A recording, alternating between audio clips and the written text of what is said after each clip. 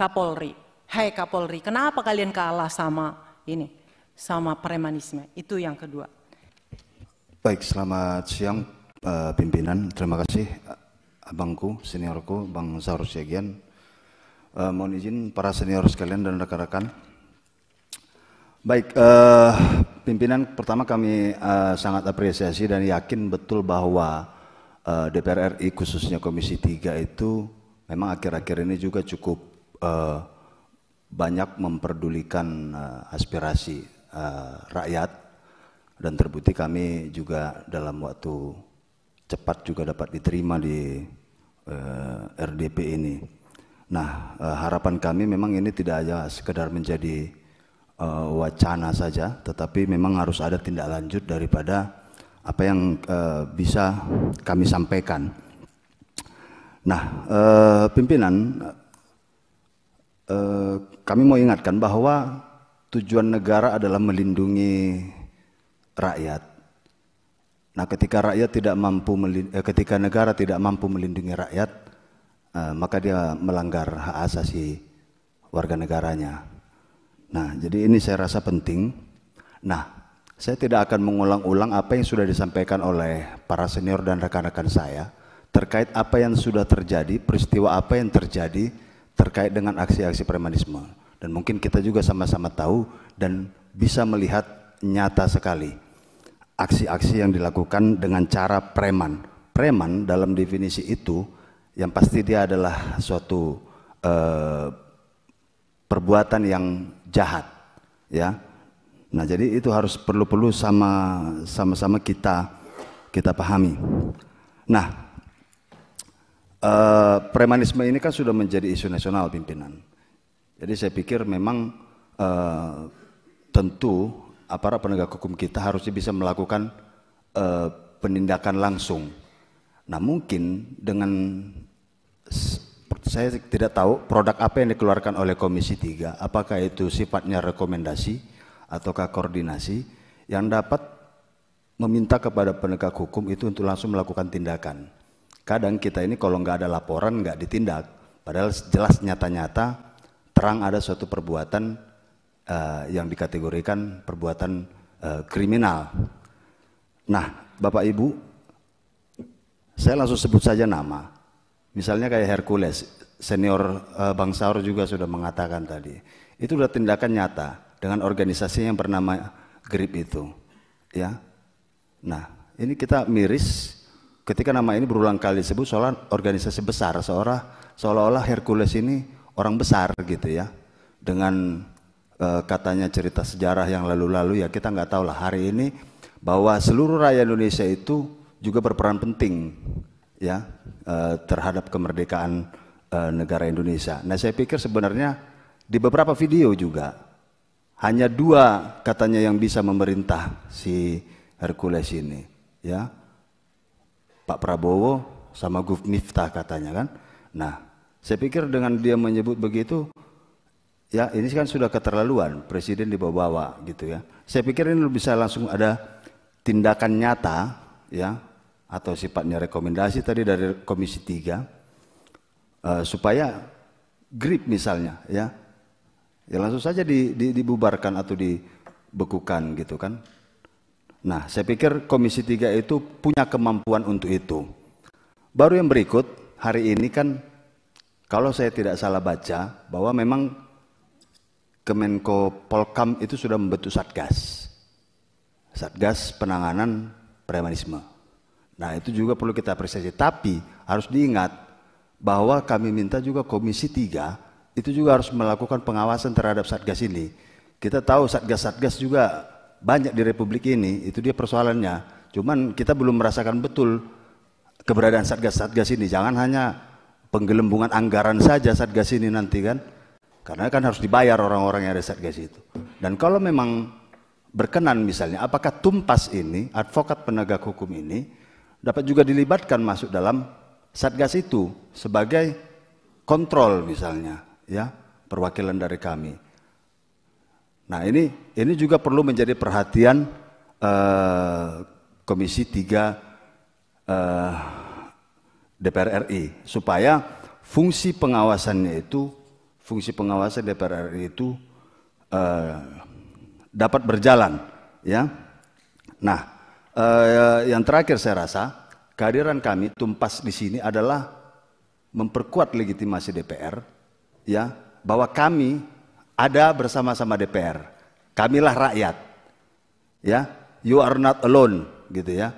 Artinya Komisi 3 cukup diperkuat kami rasa dengan adanya kami para advokat ini yang tidak suka dengan aksi-aksi premanisme.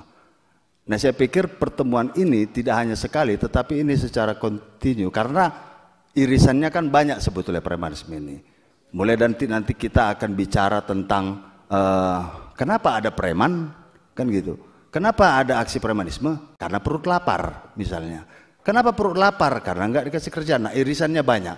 Saya pikir koordinasi antar lembaga, ya, ini juga menjadi isu penting dan catatan penting bagi kita yang masih mencintai negara ini, ya, termasuk kami para advokat ini yang ingin hukum itu ditegakkan.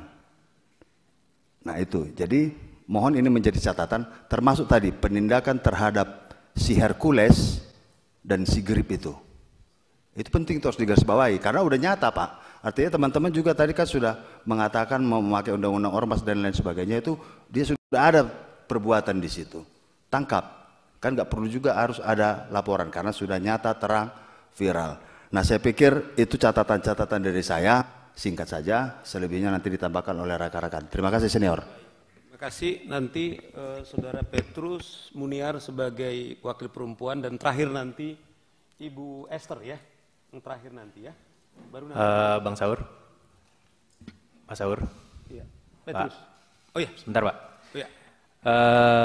Mungkin kalau misalnya memang topiknya masih sama dan dalam arti itu hanya pengulangan saja. Ini intinya kita kan sudah mendapat esensinya. Poinnya kita sudah dapat. Mungkin kita berikan kesempatan 2 lagi saja, Pak, untuk menghemat waktu juga. Karena kan kawan-kawan juga kan perlu mendalami juga. Ya kan? Ya, makasih. Terima kasih pimpinan sidang. Saya hanya mau mengusulkan yang konkret saja. Kalau kita melihat pasal 69 Undang-Undang Ormas, ayat 3C, Ormas dapat dibekukan bila mana menimbulkan keresahan dan merusak ketertiban. Dengan poin itu saja, Bapak-bapak yang terhormat di Dewan ini sebetulnya bisa memanggil ya Menteri Hukum dan HAM atau Menteri Dalam Negeri untuk meminta supaya ormas-ormas itu dikenakan sanksi sesuai pasal 61. Tetapi sebelum mendengar keterangan atau memanggil Menteri Dalam Negeri atau Menteri Hukum dan HAM, saya kira keberadaan ormas itu sudah sangat meresahkan. Contoh kasusnya, ya, pembakaran mobil polisi di Depok, atau yang sangat memalukan wajah Republik ini, penyegelan pabrik mobil di Bekasi oleh investor asing, sehingga investor asing akan angkat kaki dari Indonesia. Betapa malunya Republik ini. Investasi tidak aman di Indonesia sehingga harus angkat kaki. Oleh karena itu saya memohon Bapak-bapak Dewan ini memanggil misalnya Wali Kota Bogor yang tahu persis peristiwa pembakaran mobil, atau Bupati Kerawang, atau investor yang diusir atau pabriknya disegel. Karena investasi ini benar-benar membuat stigma tidak baik bahwa berinvestasi di Indonesia tidak aman, dan ini merugikan semua orang, baik pekerja maupun investasi itu sendiri. Dan juga bisa juga memanggil Gubernur KDM Kang Dedi yang ahli TikTok itu, ya, supaya didengar keterangannya seberapa besar keresahan ancaman-ancaman ormas ini. Jadi saya yang konkret aja, DPR menggunakan ya pasal 59 ayat 3C dan memanggil orang-orang yang dianggap telah membuat keresahan atau pihak-pihak yang merasa resah. Karena itu menjadi pintu masuk rekomendasi Dewan ke Kemendagri untuk melakukan atau menentukan sanksi sesuai undang-undang, peringatankah, pencabutan, dan seterusnya. Itu saja usul saya, Bapak-bapak. Terima kasih. Bung Petrus, dan yang terakhir Sri Kandi kami pimpinan. Jadi jangan sampai kami bias gender. Silakan Bu Muniar. Baiklah, selamat siang yang terhormat para anggota DPR Komisi 3. Kalau saya juga singkat aja karena sudah banyak tadi dari rekan-rekan yang sudah disampaikan. Namun kalau kami dari perwakilan perempuan nggak bersuara, seperti kami tidak merasakan kegalauan ini. Padahal para ibu-ibu yang paling merasakan ini, yang paling merasakan ketakutan melihat tayangan-tayangan atas kejadian-kejadian bagaimana premanisme mempertontonkan kata-kata kasar, perbuatannya, bahwa premanisme itu tidak hanya yang disebut oleh rekan-rekan yang tadi. Sebenarnya ini di seluruh Indonesia ada premanisme di terminal, di bandara, di jalan-jalan. Bayangkan bapak-bapak di sini membayangkan bahwa kalau anak perempuan kita membawa mobil di malam hari harus berbelok, ada banyak preman-preman di sana. Itu juga perlu. Jadi jangan hanya lihat Herculesnya. Hercules lain juga banyak dan itu di daerah-daerah lain banyak. Yang mau saya katakan adalah melawan lupa. Mohon kita semua ingat bahwa Indonesia ini adalah negara hukum. Apa artinya? Segala sesuatu tindakan anak bangsa harus sesuai dengan hukum. Karena hukumlah makanya ada di ruangan ini yang terhormat para wakil kami Komisi 3. Yang kedua, mohon Komisi 3 DPR seperti, ya mohon maaf kalau saya salah, seperti tidak bereaksi. Ini rakyat bapak-bapak sudah gaduh, sudah ketakutan yang penonton TikTok melihat bagaimana ancaman-ancaman jenderal aja diancam, bagaimana anak-anak di jalanan, anak-anak pergi kuliah, pergi kerja, udah ketakutan. Mohon dong kalian bereaksi, para yang mulia anggota DPR di sini Komisi 3. Panggil itu Kapolri. Hai Kapolri, kenapa kalian kalah sama ini? Sama premanisme. Itu yang kedua. Yang ketiga, jangan sampai anak bangsa terintimidasi di negaranya sendiri. Bapak-bapak bisa duduk tenang di sini, tapi anak-anak bapak enggak selalu orang tahu kan bahwa anak bapak anak DPR di luar. Kenapa itu di jalan? Bagaimana? Gara-gara premanisme ini dibiarkan. Jadi hanya yang 3 hal itu. 1, Indonesia negara hukum, berlaku semua sesuai dengan hukum. 2, DPR, terutama Komisi 3, mohon panggil itu Kapolri. Kenapa Kapolri sepertinya kalah sama premanisme?